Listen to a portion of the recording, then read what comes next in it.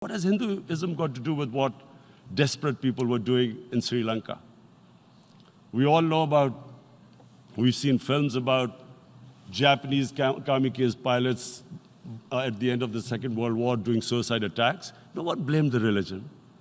But here we were trying to prove we were moderates and not explaining to the West. But the most important thing I wanted to say here today, in explaining this Islamophobia, Mr. President, and I feel it's very important because I've spent, because of I played professional sport in England, I spent a lot of time there. So I know how the Western mind works and how West views religion. So where the misunderstanding about Islam came. And one of the reasons it caused Islamophobia. That was, in 1989, this book was published, maligning, insulting, ridiculing our Prophet Muhammad sallallahu alaihi wasallam. And there was a reaction in the Muslim world. The West couldn't understand what was the problem. Because in the West, because I have spent so much time in the West, religion is perceived completely differently. They don't look upon religion like we do. And so, Islam was supposed to be an intolerant religion. It was against freedom of expression. And Islam took a real beating 30 years ago. I still remember it became a watershed.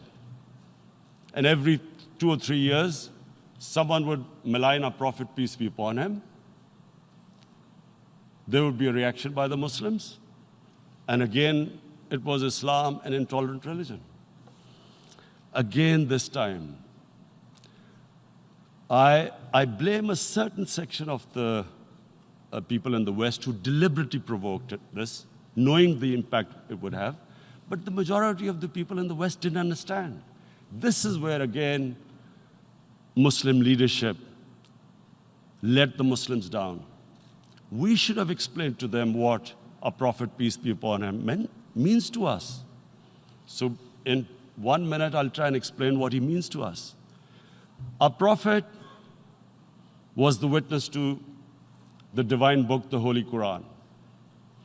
The Holy Quran is the book of guidance for Muslims, and the Prophet's life was living the Quran. He was an example of what the Quran guided us to be. So he is the ideal we all try to get to. The Prophet created the state of Medina, the first state in Islam. That state was the basis of a Muslim civilization which became the predominant civilization for the next 700 years. And what was that state? I hear such strange things about Islam, that it is against women, it's against minorities. The first state of Islam in Medina, it was the first time a welfare state was set up. The state took responsibility of the weak, widows, orphans, poor people, handicapped. It taxed the rich, spent the money on the poor. The state announced that all human beings are children of Adam, hence equal, whatever the color of their skin. The state announced, the Prophet announced that, and slavery, the whole system depended on slavery as it did for many years in the Western societies. The Prophet said that one of the greatest deeds is to free a slave. But because the society depended on slavery, he said, but if you have to, treat them as an equal member of the family. And as a result, something happened in a Muslim world which hasn't happened in any other civilization. Slave dynasties appeared. Slaves became kings. The Mamluks, slaves who ruled Egypt. In India, there were slave dynasties. And then, with minorities, again, You hear that Islam is supposed to be against minorities. Let me just make this clear. In Islam, the Prophet announced that everyone was free to practice his religion.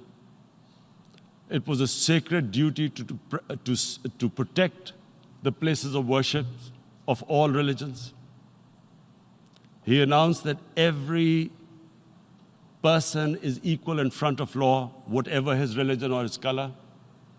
And this incredible case, and I always quote this, that the fourth Khalifa, the head of state of Medina, he lost a court case against a Jewish citizen.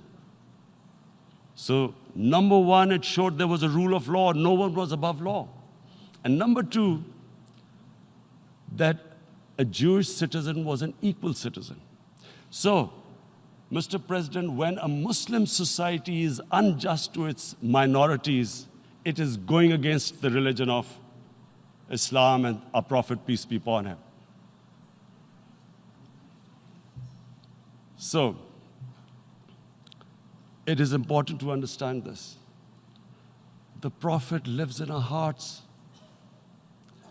When he's ridiculed, when he's insulted, it hurts. As we human beings understand one thing: the pain of the heart is far, far, far more hurtful than physical pain.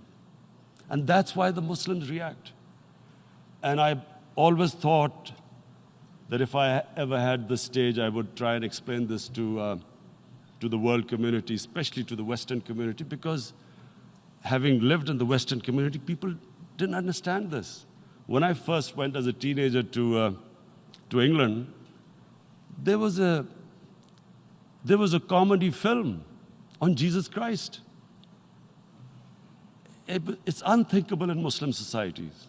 So we need to explain that, look, in a human community, we must be sensitive to what causes pain to other human beings.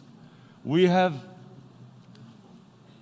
in the Western society, and quite rightly, the Holocaust is treated with sensitivity because it gives the Jewish community pain. That's all we ask. That do not use freedom of speech to cause us pain by insulting our holy prophet. That's all we want. And now, the number fourth point, Mr. President, and this is the most critical point, is the reason why I especially